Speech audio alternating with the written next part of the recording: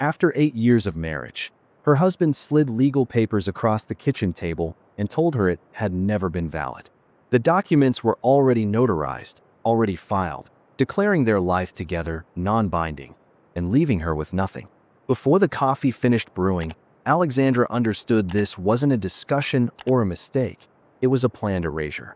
The words hit the air like static, flat, wrong.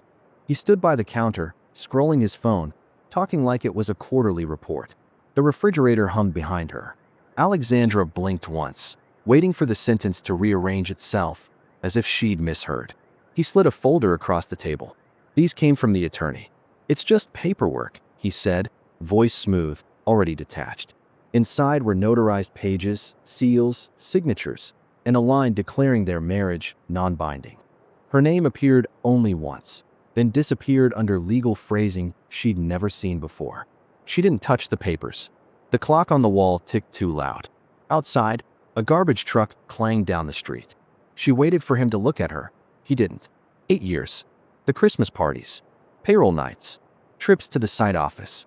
Every detail of their life reduced to a signature she apparently never had. She lifted the folder, careful, as if it might break apart. The corner of one page was still warm from his hand. "Your mother helped with this?" she asked. Her voice came out steady, almost kind. He nodded, too easily. She thought it was cleaner this way. "We can avoid court." That word, cleaner, hung in the air. He started typing something on his phone, already moving on. Alexandra closed the folder and set it back down. "I'll keep this," she said quietly. He didn't argue. Maybe he thought she was too shocked to act. Maybe he believed she'd fold like a polite ending. The silence stretched until the toaster clicked again. She gathered her purse, keys, jacket, every move measured. At the door, she paused. He hadn't looked up once. Outside, the morning light was sharp, almost metallic. She stood by her car and let the noise of the city settle around her. Engines, footsteps, a dog barking somewhere far off. Her hands were steady on the steering wheel, but her breathing had changed. Slow, controlled. She wasn't thinking about the words anymore. She was thinking about a small metal box 3 miles away and the key on her ring. When she got home that night, the folder was waiting on the counter, placed there on purpose, like a message. The house felt too clean. The framed photos were gone, leaving pale rectangles of dust where they used to hang. Daniel was in the living room, typing on his laptop, TV on mute. "We should handle this like adults," he said without looking up. The glow from the screen cut across his face, cold and sharp. She set her purse down. "You already did." He sighed, a small, theatrical sound. "It's not personal, Alex. The lawyers just found an issue with the certificate. It was never properly filed." She laughed once, quiet. 8 years late to notice that. He didn't answer. He was scrolling, tapping, pretending it was paperwork, not betrayal. The documents lay open on the coffee table now. She saw the stamps, the signatures, the fake precision of legal formatting. Someone had gone through trouble to make it believable. There was even a notary seal, slightly smudged. Real ink, false claim. "Your mother helped file this?" she asked again. He finally looked up. "It's done, Alexandra. You'll get a settlement. Just sign the acknowledgement so the auditors can close the books." She stood there for a moment, eyes tracing the edge of the seal. Then she folded the papers in half and placed them back in the folder. No trembling, no tears, just movement. He frowned. "You don't need to keep that." "I do," she said. "For my records." She left the room before he could respond. The sound of her steps on the hardwood was soft, deliberate. Upstairs, she sat on the edge of the bed and stared at the window. The night outside was clear, a few cars passing by, a faint hum of traffic. On her nightstand sat a small metal key. Her father's voice came back to her. "Keep originals somewhere safe." She reached for the key, turned it in her fingers, felt the grooves press into her skin. Downstairs, she heard Daniel on the phone with his mother. Their voices were low, confident, already planning her exit. She smiled, not from humor, from certainty. Tomorrow, she'd visit the bank. The next morning, she drove to the bank before it opened. Cool air, half-empty streets, sunlight cutting weakly through haze. She parked by the glass doors and killed the engine. In her palm, the small key pressed against her skin, solid, warm, alive. Inside, everything smelled faintly of paper and disinfectant. The teller recognized her, Polite nod, no questions. She signed the access log, her handwriting steady. The elevator down to the vault was silent except for the hum of machinery somewhere behind the wall. Her reflection in the brushed steel doors looked unfamiliar, calm but hollow-eyed, like someone rehearsing control. The vault attendant led her to box number 224. Metal scraped on metal as the lock turned. The sound echoed in the cold air, sharp and final. She slid the box onto the counter and opened it. Inside were envelopes she hadn't touched in years. Insurance papers, birth certificates, her father's will, and at the bottom, a thick manila folder wrapped in a rubber band. She pulled it out and set it flat on the counter. The original marriage certificate. The first shareholder agreement with both their names. Affidavits signed by the company's old secretary. Every seal intact, every date clear. She ran her thumb over the raised notary mark. Real ink, real paper, real proof. For a moment she just stood there, breathing slowly. The hum of the ventilation filled the space. She could almost hear Daniel's voice from the night before. Calm, careless. It's just paperwork. Not anymore. She reassembled the documents into a new folder, cleaner, labeled with one word, originals. Then she placed the old copies back in the box. A quiet layer of insurance, just in case. Before leaving, she paused by the vault door. The guard's hand rested on the wheel lock. The metallic clack that followed cut through the cold air. Sharp, final, the same sound she'd remember later when the notary's stamp struck paper. Upstairs, sunlight spilled across the lobby floor.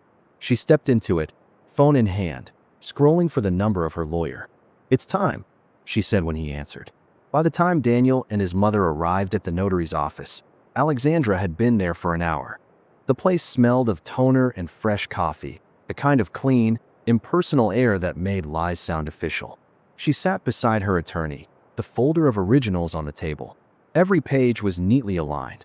The notary checked her ID, glanced at the documents, then at Daniel's set, the ones they'd filed days earlier. Something didn't match. The notary's brow tightened. "These seals don't line up," he said, pointing at the embossed stamp. "Different spacing, different pressure."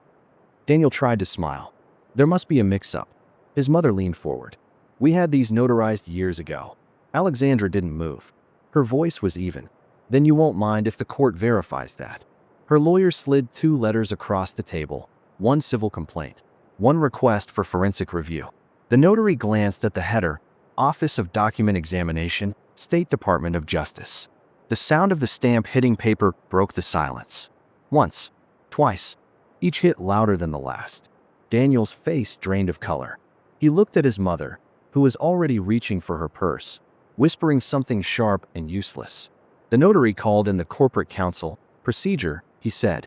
By then, the atmosphere had changed.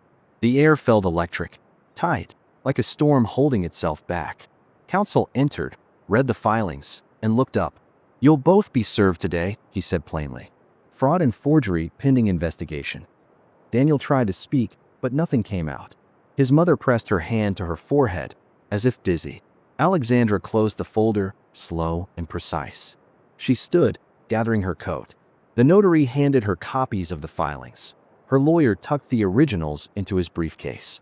At the door, she stopped just long enough to meet Daniel's eyes. "You should keep your copies," she said quietly. "They'll need them for comparison." Then she walked out. Behind her, the notary's stamp hit paper again.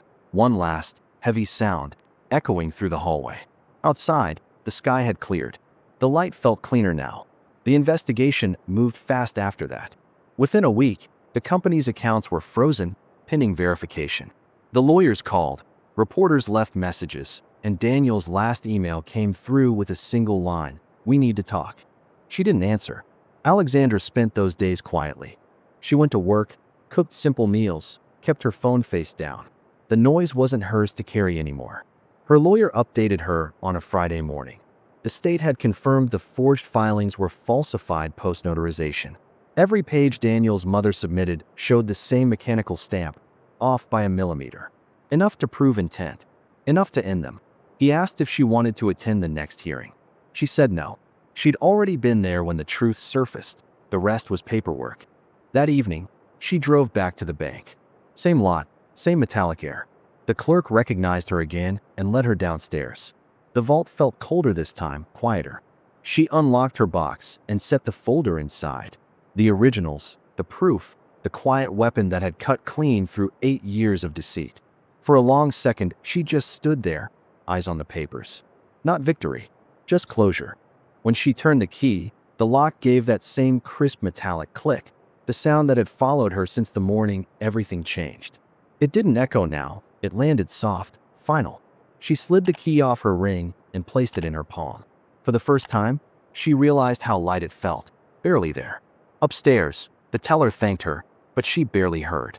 Outside, evening lights spilled across the pavement, catching the edges of cars, glass, and her reflection in the window. She thought about the word Daniel used, cleaner. He'd meant easy. She'd made it true. Everything was clean now. The ledgers, the filings, her name. A breeze moved through the parking lot. She took one long breath and started walking. Behind her, the glass door slid closed with a soft hiss. The same sound that opened the story, now ending it. Some victories don't make noise. They just let you breathe again.